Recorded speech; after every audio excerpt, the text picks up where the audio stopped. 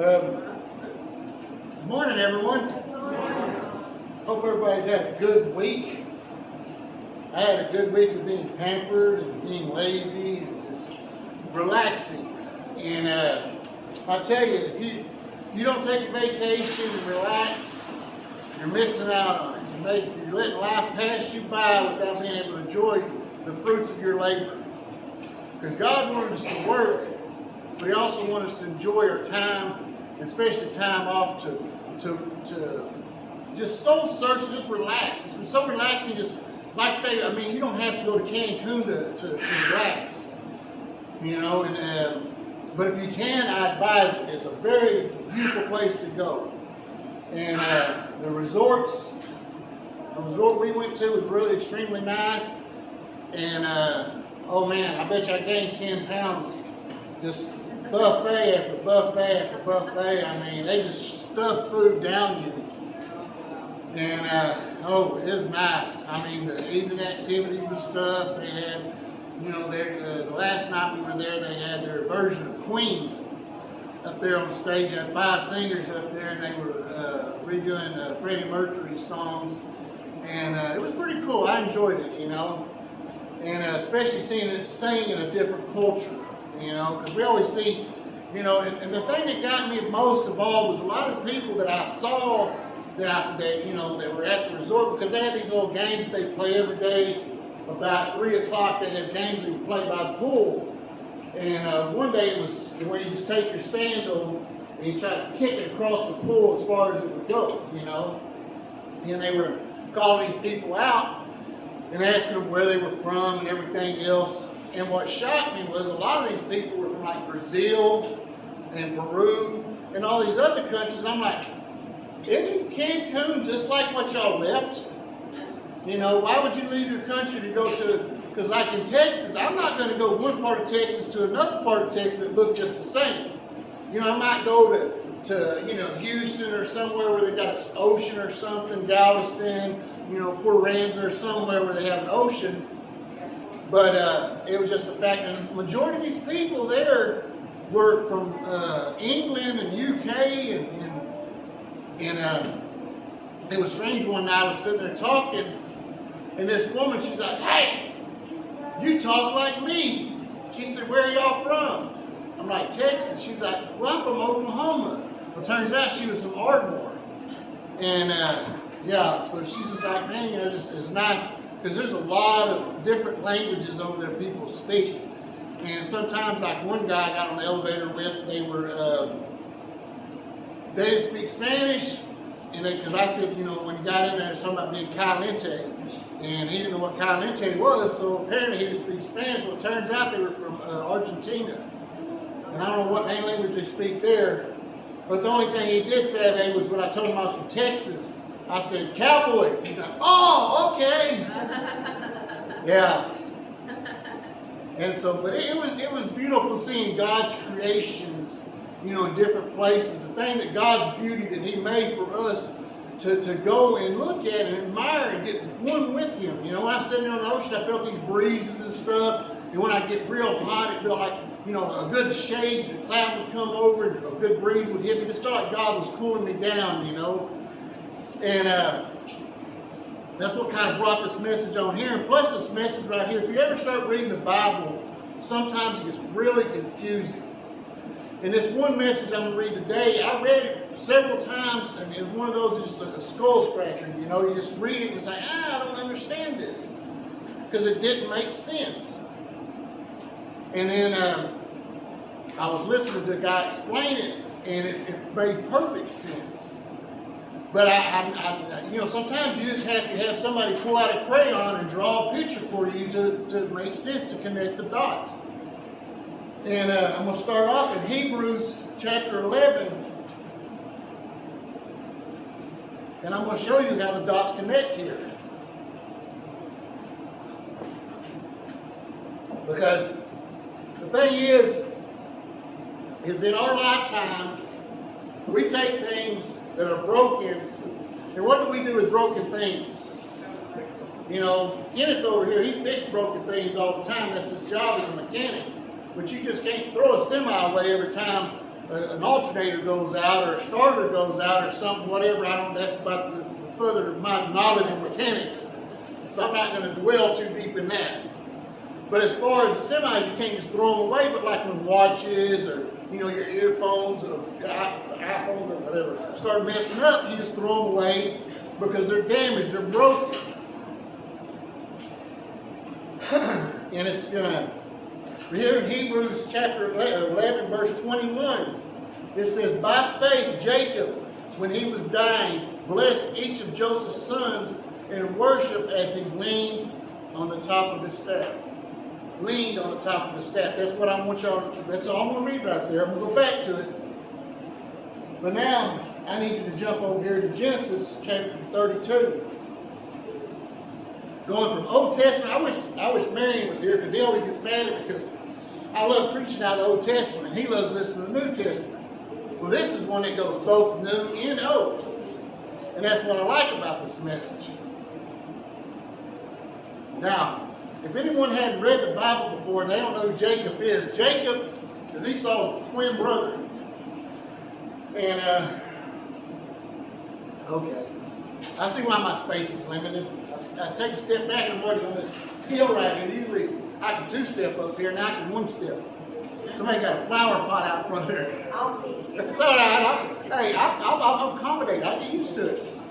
I just don't want to fall my first day back. Now, like I say, Jacob, his twin brother is Esau. And Jacob, I'm going to give you a rundown about Jacob.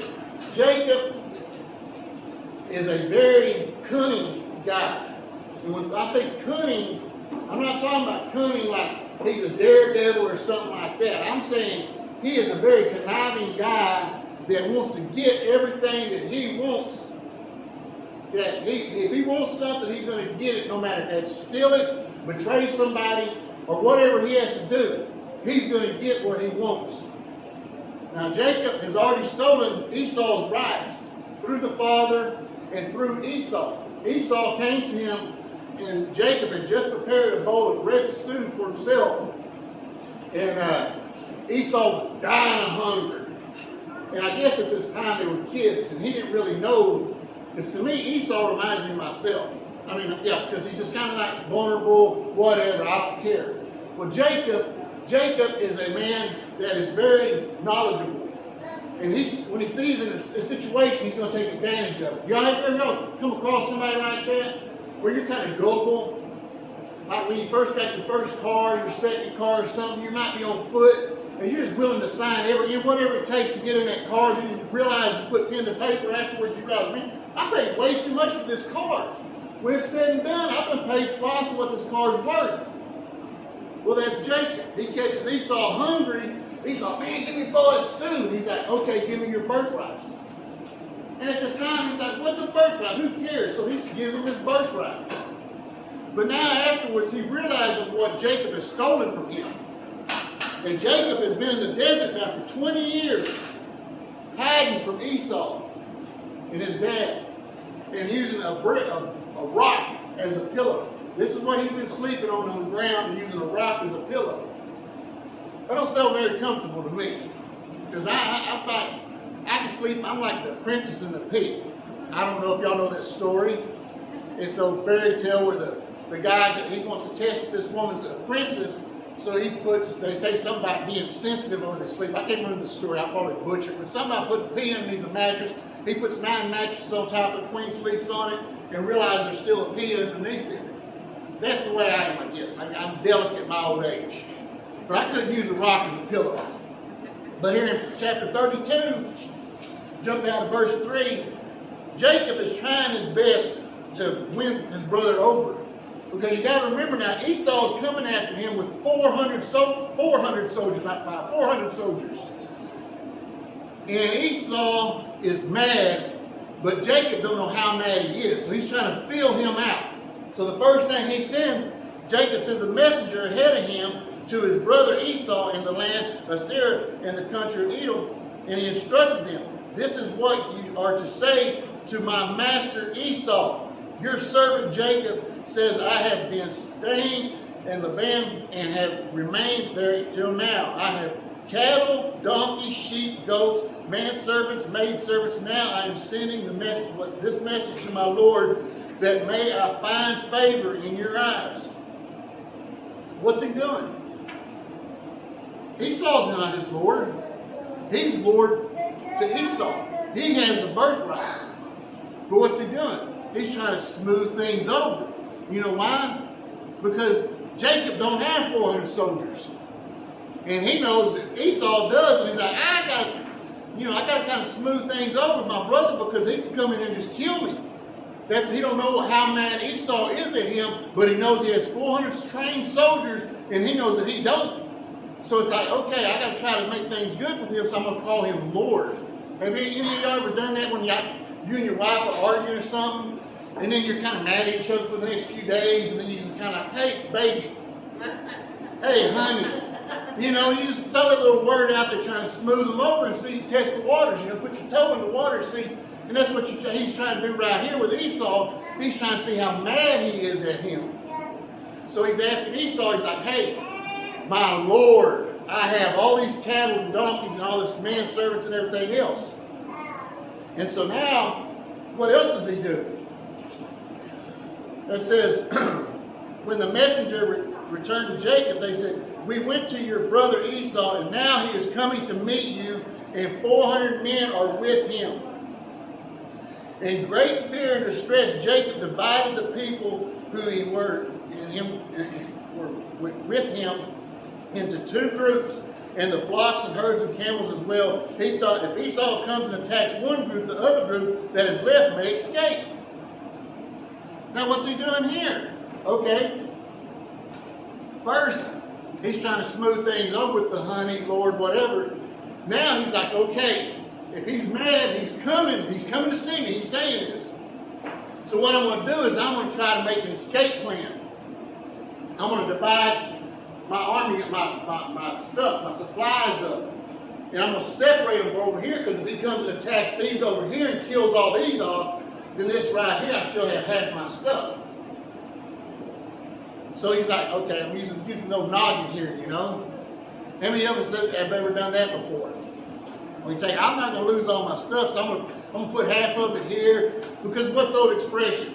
What's the old the old expression your granny might have told you when you was little, or great-grandmother, talking about don't put all your eggs in one basket. Well, that's what Jacob's doing right here. Now, then Jacob prayed, O God of my father Abraham, God of my father, of the father of their Isaac, O Lord, who said to me, go back to the country and your relatives, and I will make you prosper.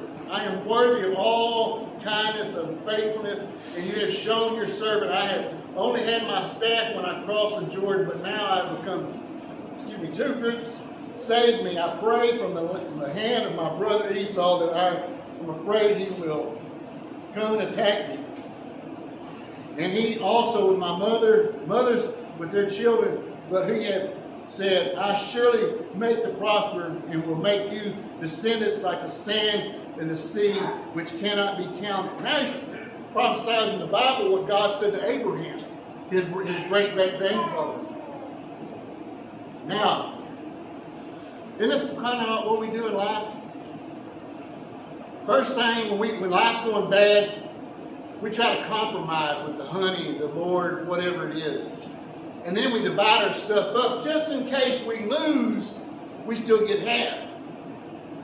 And what was the last thing he did? He prayed. That's the orders of our lives when things are going bad. We don't just go to God in prayer. We try to do things ourselves. We try to do things ourselves, and what do? We always make a mess of it, because God says, come to me. Come to me, all those who are heavy burdened and laden. Come to me. But we don't. We try to figure it out on our own and try to compromise and everything else before we finally break down. So you know what? I'm taking it out of my hands and I'm putting it in God's hands, and I'm going to pray. And that's what Jacob's finally doing here. Jacob's finally realizing, I need prayer in my life. I need God.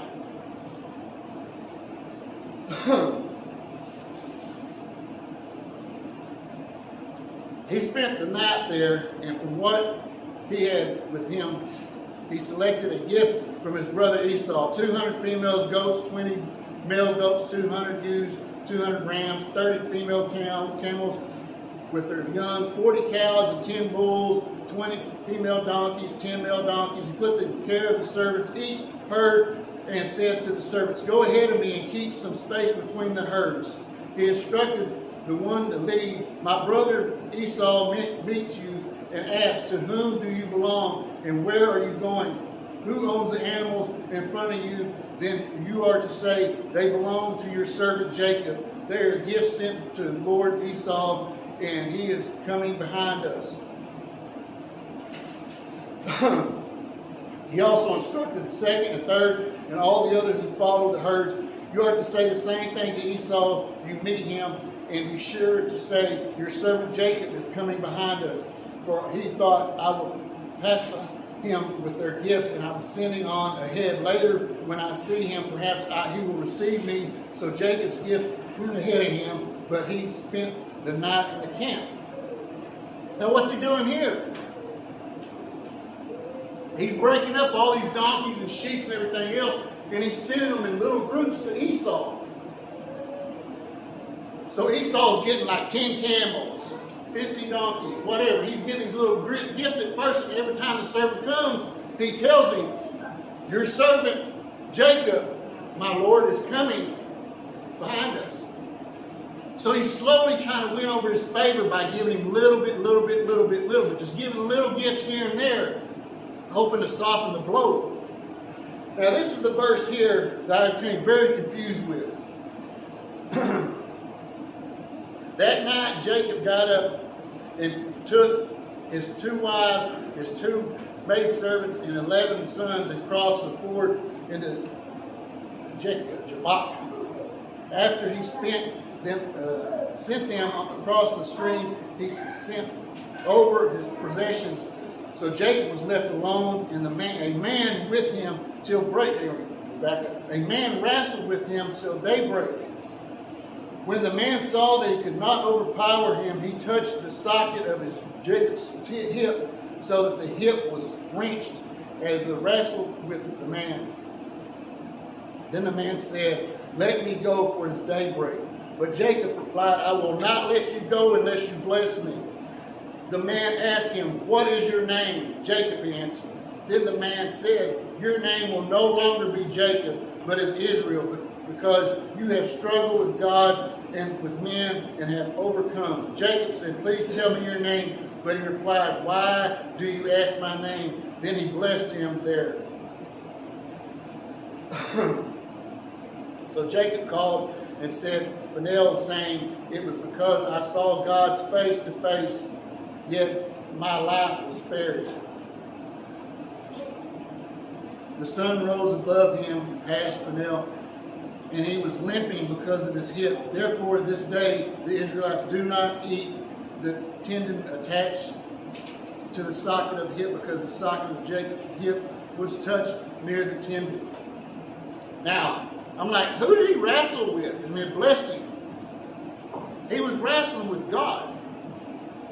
God came in man form and was wrestling with Jacob. And this is what was confusing him. Like, okay, why would God tell him, "Let me go"? You know, God could just, and he's gone, you know. But why did, you know, I was always wondering, why, you know. And, well, God was testing Jacob with what he was doing. Because Jacob his entire life had been a con man and had stolen anything and everything he wanted. And God was testing him and telling him, "Let me go," to test his faith and to see if he was going to hold on to something or was he just going to let it go like he did everything else. If it had no value to it, he would just let it go. And this man had no value to him, but he wouldn't let him go. Why? Because I think in his mind, Jacob knew this was God. And he was wrestling with God. He didn't want to let God go. He was holding on to him with everything that he had. And God told him, "Let me go." He wouldn't do it. He said, "No, you got to bless me." And that's when God knew that he was worthy of a blessing. because he had taken a broken man and made him whole. But he also did one thing too. He touched his hip and caused it to become dislodged, out of socket, crippled him. And you know why he did that? Because that was Jacob's last line of defense. If he lost his camels, he lost all his servants, he lost everything he had. What did he have? He had the ability to run. Now with his hip out of socket, he can't run. You ever tried to run with your hip out of socket? I haven't, but I don't think I could. I'd rather run now with this, you know. But it kind of a joke I heard talking about Muhammad Ali got on an airplane, and the stewardess come up there and says, "Sir, we're fixing to take off. You need to put your seatbelt on." He said, "Ma'am, Superman don't need no seatbelt." And she looked at the stewardess and said, "You know what?" She said, "Superman don't need no plane, so put your seatbelt on." And that's what God was doing here. He was taking a man that thought he was inhuman, just above everybody, and he crippled him. You look back here in Romans, I'm going to close up on this. Look back here in Romans, chapter 11, verse 21. By faith, when he was dying, blessed each of Joseph's sons by worship, as he leaned on the top of his staff. He was 147 years old here when he died. And what was he doing? He was leaning on the top of his staff, meaning that after God crippled him, he stayed crippled his entire life to remind him that God is there for a blessing when you need it. He didn't have to do that. Because what did he do? He was always leaning on himself. Leaning on himself. And God said, "You don't need to lean on yourself anymore. You need to lean on me." And I think he probably named that Cain God. Because he knew every time he leaned on it, he was leaning on God. And I think we need to find that in our life, have that Cain as well that we lean on and call God. So in all those situations, and we realize that we're not like Muhammad Ali, no matter how good he was, he still needed that plane to fly. And so do we. We need God. We're going to soar, we're going to lean, whatever we need God in our life.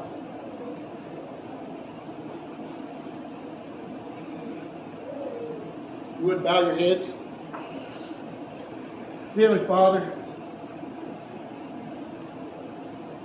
we just ask